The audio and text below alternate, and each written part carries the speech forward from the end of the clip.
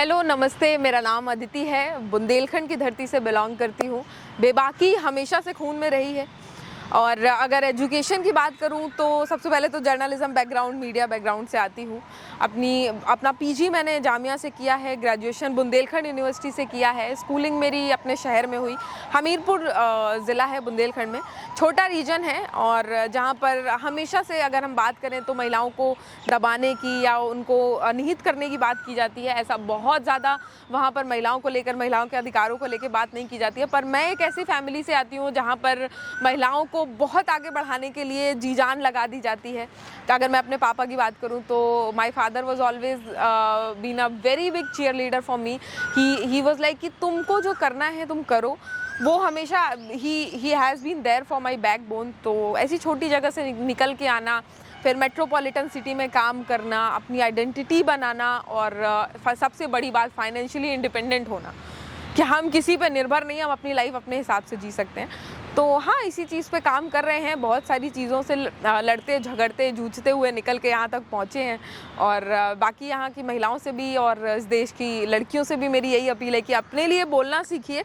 अपने लिए जब तक आप स्टैंड नहीं लेंगे, कोई भी आके आपको नहीं बोलेगा, कोई भी आके आपके लिए स्टैंड नहीं लेगा। मैं इसी तरह से यहाँ तक पहुँची हूँ, आप भी पहुँच सकते हो। बस थोड़ा सा आपको करेज लाना पड़ेगा, थोड़ा सा अपने लिए आवाज़ उठानी पड़ेगी, डर को पीछे करना पड़ेगा और अपने लिए स्टैंड लेना पड़ेगा। तो शायद आपके लिए भी संभव हो जाएगा यहाँ तक पहुँचना। जो लोग सपने देखते हैं कि हमें भी दिल्ली या नोएडा जैसे शहर में या बड़े कंपनीज़ में एजुकेशन के साथ, अच्छी एजुकेशन के साथ, ऐसे लाइफस्टाइल के साथ काम करना है, तो पॉसिबल है। तो हाँ। जेंडर इक्वालिटी को लेकर के आप क्या सोचती हैं? ठीक है, तो जेंडर इक्वालिटी बेसिकली ये बहुत एक सदियों से चला आ रहा है कि हमें इक्वली, मतलब राइट्स के लिए हम लड़ रहे हैं कि हमें भी, महिलाओं को भी इक्वली पुरुषों की अपेक्षा अधिकार मिलने चाहिए। नहीं, जब बात आती है अधिकारों की तो बहुत जगह में कॉन्ट्राडिक्टरी हो रहा है कि हम अधिकार किस बेस पे बात कर रहे हैं। तो अधिकारों का मतलब ये नहीं है कि मैं ये बोलना चाह रही हूँ कि we are equally, like physically हम इक्वली राइट्स आपसे मांग रहे हैं, या पुरुषों के इक्वली हम फिज़िकली फिट हैं या फिज़िकली मेंटेन्ड हैं। हम सेरेब्रल अपॉर्चुनिटीज़ की बात करते हैं कि जब हम अधिकारों में या जेंडर इक्वालिटी की बात करते हैं तो it should be based on cerebral opportunities, कि उस जगहों पे महिलाओं के ऊपर क्वेश्चन ना किया जाए कि अगर एक पुरुष इस किसी भी कंपनी में COO के पद पे है या किसी बड़े पोजीशन पे है, उस पर हम क्वेश्चन मार्क नहीं लगा रहे हैं। तो जब महिला अगर उस पोजीशन पे जा रही है तो उस जगह में क्वेश्चन मार्क कैसे आता है कि how you are managing it, कैसे कर रहे हो, घर कैसे मैनेज कर रहे हो। तो उस जगह में हमें थोड़ा सा परिवर्तन लाने की ज़रूरत है कि हम दोनों लोगों को सेम नज़रिया से देखें। तो सेरेब्रल अपॉर्चुनिटीज़ के बेस पे बेसिकली हमको इक्वलिटी पे बिलीव रखना चाहिए। अब जैसे जहाँ से मैं आती हूँ, basically I came from Bundelkhand, जहाँ पे महिलाओं के लिए बहुत ही ज़्यादा कंजर्वेटिव सोसाइटी है। एजुकेशन को लेकर के यूपी में सबसे पिछड़ा तबका, आप समझ लीजिए सबसे पिछड़ा क्षेत्र बुंदेलखंड है महिलाओं को लेके। चाहे वो एजुकेशन की बात हो, मेंस्ट्रुएशन हाइजीन की बात हो, या फिर आपके इक्वल राइट्स की बात हो, या किसी भी चीज़ को लेकर के महिलाएं बहुत ज़्यादा पीछे हैं बुंदेलखंड में। और वहाँ पे मतलब एक वो होता है ना कि महिलाओं को एक वो डिसाइड कर दिया गया है कि इतना सर्टेन एज में उनका शादी कर देना चाहिए या ये कर देना चाहिए। मैं खुद देख रही हूँ, मेरे सारे फ्रेंड्स जो इस एज में जहाँ उन्हें कुछ करना था वो इस वक्त शादी करके सेटल डाउन हैं, उनकी फैमिलीज़ हैं, बच्चे हैं। तो कहीं ना कहीं वहाँ पे बहुत सारे ऐसे सपनों को मैंने दफन होते देखा है। तो उस जगह में भी बहुत काम होने की ज़रूरत है जेंडर इक्वालिटी को लेकर के। मैं अकेले I am a single child, तो my father never told me कि तुमको इक्वल होना है या तुमको इस पर्सन के बराबर होना है। उन्होंने मुझे हमेशा ये चीज़ बोली है कि तुमको जो करना है, you should be your self. तो दैट शुड बी इम्पॉर्टेंट कि आपकी जो बॉर्न एंड ब्रॉट अप, आपकी जो परवरिश की जा रही है वो इस तरह से की जाए कि आपको बराबरी करने का एक वो होता है ना कंपटीशन, कि नहीं हमको इसके बराबर जाना है, वो ही गलत जा रहा है। आप अपने पे रहिए, आपको अपनी इंडिविजुअल पर्सनालिटी निकाल के लानी है, either it's man or women. आप इंडिविजुअल पर्सनालिटी निकाल के लाइए, who you are, represent yourself, that should make you like a different person. Gender equality की हम जब भी बात करते हैं तो ये होता है कि इक्वालिटी मिलनी चाहिए, और एम्पावरमेंट की बात होता है तो उनको अपॉर्चुनिटी देना चाहिए। तो ये कॉन्सेप्ट आपको कितना सही लगता है कि मतलब किसी से हम मांग रहे हैं, आप देने वाले होते कौन है, इसके बारे में कुछ? हाँ, मतलब एम्पावर करना ही क्यों है? आप कमज़ोर क्यों समझ रहे हो? मतलब किस बेस पे आप एम्पावर कर रहे हो? आपको क्या लग रहा है कि हम एम्पावर्ड नहीं है, हम खुद का ध्यान नहीं रख सकते, we need a man? Like किस बात पे हम एम्पावरमेंट मांग रहे हैं? हमने क्या कभी हम मैन एम्पावरमेंट की बात करते हैं? किसी ने करी आज तक? मैन एम्पावरमेंट का टर्म कोई इस्तेमाल करता हो? नहीं करता है। तो वुमेन्स को हमेशा से उतना कमज़ोर समझना, उतना वो समझना क्यों इतना चला आ रहा है? उस परंपरा को हम चेंज ही नहीं कर पा रहे हैं कि हमको उनको अधिकार देने पड़ रहे हैं, हमको उनको ये मौके देने पड़ रहे हैं। पढ़ाई का आपको मौका दिया किसी ने, जैसे शादी के बाद किसी लड़की को अगर मौका मिल गया पढ़ाई का, तो वो बोलती है मेरे पति ने मुझे मौका दे दिया। पति ने मौका कैसे दे दिया? वो तुम्हारे राइट्स हैं। हम खुद ये चीज़ जो बोल रहे हैं, ये हम खुद उनको बढ़ावा दे रहे हैं ये बोल के कि मेरे पति का नेचर ऐसा है, या मेरी फैमिली में मेरे फादर का नेचर ऐसा है कि उन्होंने मुझे अलाउ कर दिया। देयर इज़ नोबडी लाइक ये आपके बेसिक राइट्स हैं। Education is your basic right. ये बहुत इंपॉर्टेंट है हर एक लड़की के लिए कि आप खुद को एजुकेट करें। आप किसी के ऊपर डिपेंडेंसी बना लोगे कि वो आपको मौका दे, तो ये चीज़ तो कहीं ना कहीं फिर आपको एम्पावरमेंट कभी मिल ही नहीं सकता। आपको कोई एम्पावर नहीं कर सकता, फिर दुनिया की कोई ताकत नहीं कर सकती कि आप खुद को इतना कमज़ोर समझ रहे हो कि आप किसी के मोहताज हो, कोई आके आपको वो अधिकार दे दे, मौका दे दे, प्लेटफॉर्म दे दे तो आप कर लो। खुद से ढूंढो। You will have to speak for yourself. One should have to stand for yourself, तभी ये चीज़ें पॉसिबल हो पाएंगी। वरना हम वुमेन एम्पावरमेंट की बात तो सदियों से कर रहे हैं और करते रहेंगे, पर वो चीज़ कभी होगी नहीं।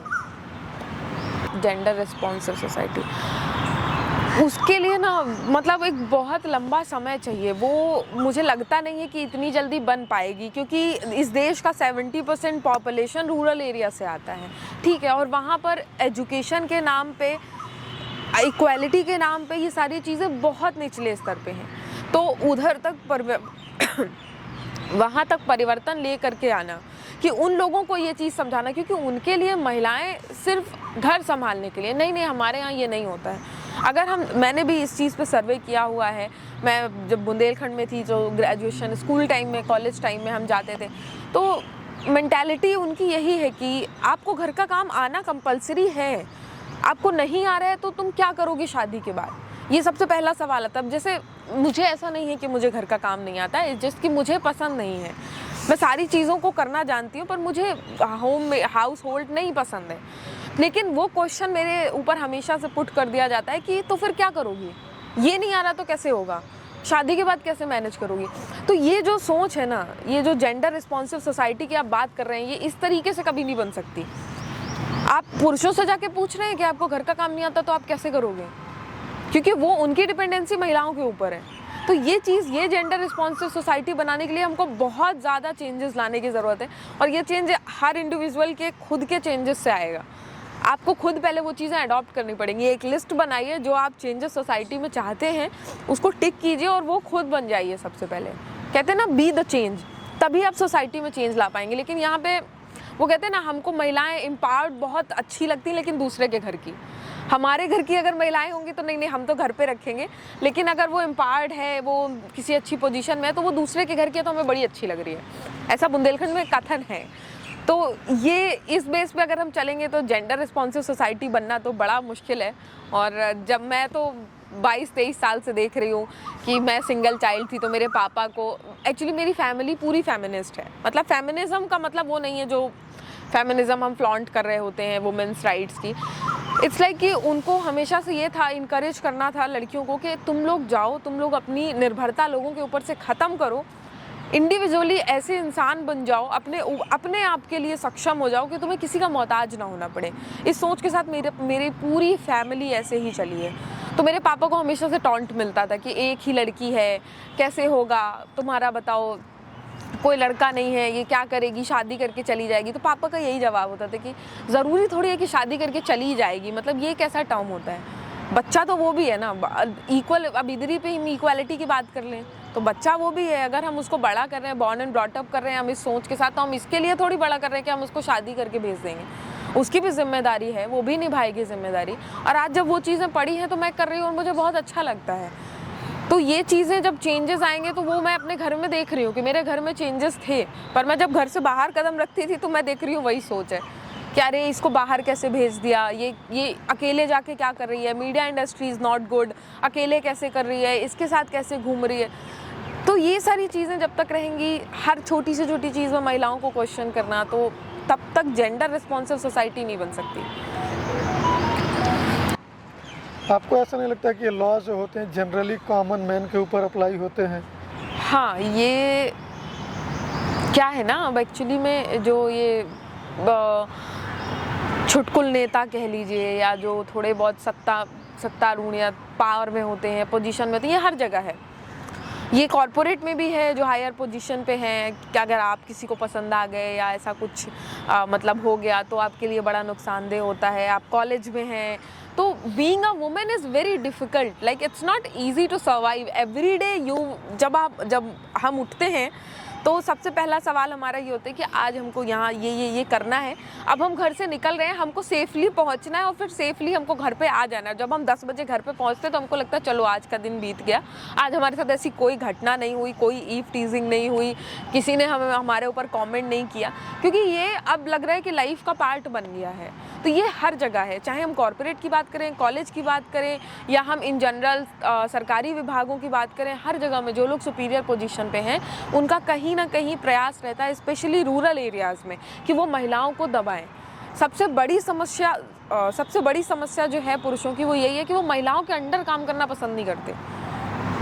उनका मेन पॉइंट ही यही है कि हम किसी तरह उनके ऊपर रूल कर लें, हम अपने हिसाब से उनको लीड कर लें, और जहाँ ये चीज़ें नहीं आती तो फिर वो महिला कैरेक्टरलेस हो जाती है। जहाँ उनके मन मुताबिक चीज़ें नहीं हुई या मन मुताबिक वो नहीं चली तो फिर वो कैरेक्टरलेस का, चरित्रहीन का तमगा ऐसे चिपका दिया जाता है टैग की, नहीं ये तो कैरेक्टरलेस है, ये 4 लोगों से बात कर रही है, इसका ये है, इसने ऐसा किया। तो फिर वो कैरेक्टर असैसिनेशन सबसे ईजी है, दुनिया का सबसे इजी काम है एक महिला का चरित्र उसको मार दो, उसकी हत्या कर दो।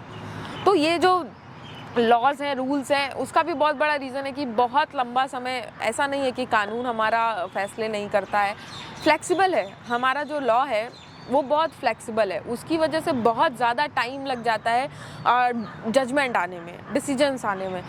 तो एक सर्टेन टाइम्स, मतलब अब जैसे कोई क्राइम को प्रूफ करने में बहुत लंबा समय लग जाता है, तो उसकी वजह से शायद उनके अंदर से वो डर ख़त्म हो गया है, तो वो अपने मन मुताबिक चीज़ें कर रहे होते हैं, छोटे शहरों में भी, मेट्रोपॉलिटन सिटीज़ में भी, कि उनको लगता है ज़्यादा से ज़्यादा क्या ही हो जाएगा।